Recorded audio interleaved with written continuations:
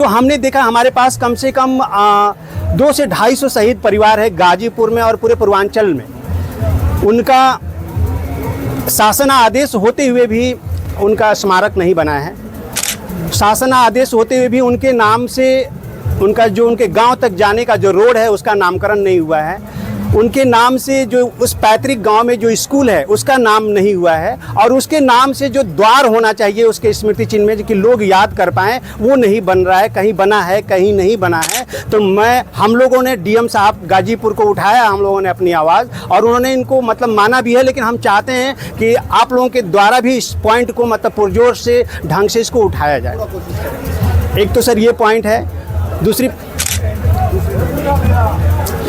गाजीपुर में सर इतने सैनिक हैं, लेकिन यहाँ पे जो मूलभूत सुविधा है इनका कैंटीन इतना छोटा है और इतना कम सामान आता है कि वो पूरा नहीं हो पाता। एक दिन में इतना हजड़ मच जाता है कि वहाँ पे एक दूसरे के ऊपर चढ़ते हैं और वहाँ पे वो दृश्य आपको हम बता नहीं सकते हैं। तो और उसको करने के लिए, उसको लेने के लिए 100 किलोमीटर, 125 किलोमीटर लोग बलिया और गोरखपुर से होके फिर बनारस आते हैं। ये एक बहुत ही विकट समस्या है, और हम लोगों ने डीएम साहब के पास भी उठाया, जो यहाँ के सैनिकों के जो अपना पूर्व जो अपना है सोल्जर बोर्ड के अधिकारी हैं उनके पास भी उठाया है। हम लोग इस पॉइंट को दोबारा आपके द्वारा हम लोग जोशी साहब को पहुंचाना चाहते हैं, और इस मुद्दे को यहाँ की जो गाजीपुर की माननीय संगीता बलवंत जी ने राज्यसभा में इस पॉइंट को भी, हम लोगों ने जो पॉइंट दिया था उसको भी उन्होंने उठाने का काम किया है कि यहाँ के ECHS को इतना बड़ा किया जाए। वहाँ पे खड़ा होने के लिए जगह नहीं है।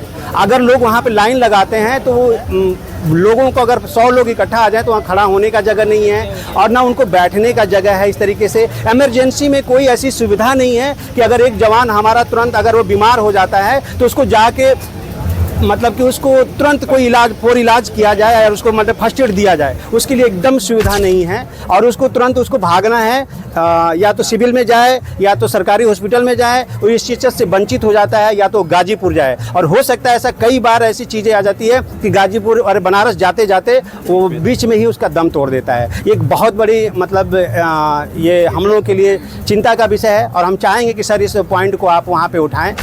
और ECHS और आपका ये अपना जो कैंटीन का एक लास्ट पॉइंट है सर, ये जो बहुत ही इम्पोर्टेंट पॉइंट है सर। हमने कई ऐसे बार जो देखे हैं, जो हमारा रूल रेगुलेशन है आर्मी का सर, जो सैनिक सर्विस टाइम पे किसी भी दुर्घटनावश भी अगर वो शहीद हो जाता है या मतलब उसकी डेथ हो जाती है, उसको भी यहाँ पे सैनिक सम्मान हम लोग मतलब सब लोग देते हैं। उनके साथ सैनिक आती है, सैनिक गाड़ियाँ आती है, 39 GTC के जवान आते हैं। लेकिन किसी कारणवश कुछ ऐसे हमारे जवान हैं जो उस डेथ को, या तो हो सकता है कि अपने से वो ले लिया, अपने मतलब अपने को ख़त्म कर दिया है, या कुछ ऐसा कारण है, वो सब लोग नहीं जानते हैं। ये जनता नहीं जानती है, उसको आप जानते हैं, हम जानते हैं। लेकिन उनको बनारस से उनके घर तक आने के बाद उनको इसी तरीके से छोड़ दिया जाता है। सिविल गाड़ी में आप ऑन एम्बुलेंस से आप लेके आइए, उसके साथ न 39 GTC जाती है, न कोई सरकारी महकमा जाता है, और इसी तरीके से वो लवारिस जैसा एक सैनिक का आखिरी जो उसका वो होता है, संस्कार होता है। मैं प्रार्थना करना चाहूँगा इतने सैनिक होने के नाते, वो जैसा भी है, जितना दिन भी उसने एक भारत माता का उसने नौकरी किया है, किस परिस्थिति में उसने अपने मतलब उस स्थिति में आया है, उसको ध्यान में रखते हुए उसको जो बनारस से लेके और वहाँ तक सैनिक सम्मान उसको मिलना चाहिए। ये बहुत बड़ा इंपॉर्टेंट पॉइंट है सर हम लोगों के लिए, और आप भी इस चीज़ को सोचेंगे कि उसको इस तरीके से लवारिश ना छोड़ा जाए। हम भी हो सकते हैं, कल भी हो सकता है, कोई भी हो सकता है। ये हम लोगों का पूरे संगठन और पूरे जिला अध्यक्ष लोगों की प्रार्थना है। हमारी तरफ से जितना हो सकता है हम कोशिश करेंगे जी, क्यों कम से कम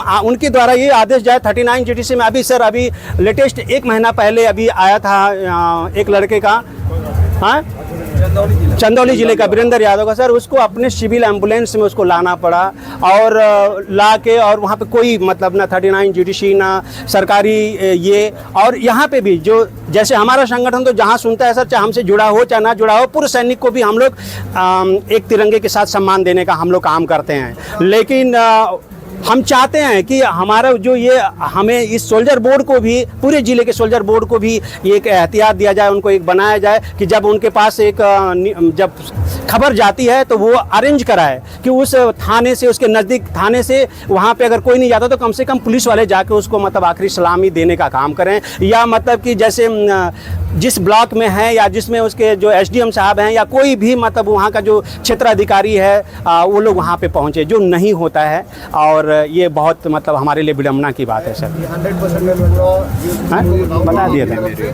हाँ? और बता दिए जो भी इसके संबंधित है, बता दें। जैसे 38 PTC आपने जो बताया था, जी सर। स्टेशन हेडक्वार्टर इधर, जी जी जी। और इनफैक्ट जो सिविल एडमिनिस्ट्रेशन है, हाँ। सबको हम क्या है पॉइंट, ये सारे पॉइंट हम जी सर। और वो भी जैसे सर एक अभी हम लोग एक आज ही आपको पता चला होगा सर कि हमारी पूरी टीम गई थी, कारगिल शहीद रामविलास यादव का शहादत दिवस था, हमारी पूरी टीम वहाँ पे गई थी, वहाँ से हम लोग वहाँ पे उनका शहादत दिवस मना के जा रहे हैं। लेकिन विडम्बना ऐसा है सर कि उस महिला ने 39 GTC को इन्फॉर्म किया कि हमारे मतलब उनको सम्मान देने के लिए, लेकिन उन्होंने कहने के बावजूद भी उनका कोई रैप नहीं आया, कोई ये नहीं आया। ये भी एक बहुत दुख की बात है कि जिसने मतलब अपने उस दुर्गम 20 साल 26 साल 26वां उसका शहादत दिवस था और वहाँ पे एक सौर सैनिक संगठन के अलावा वहाँ पे कोई नहीं था।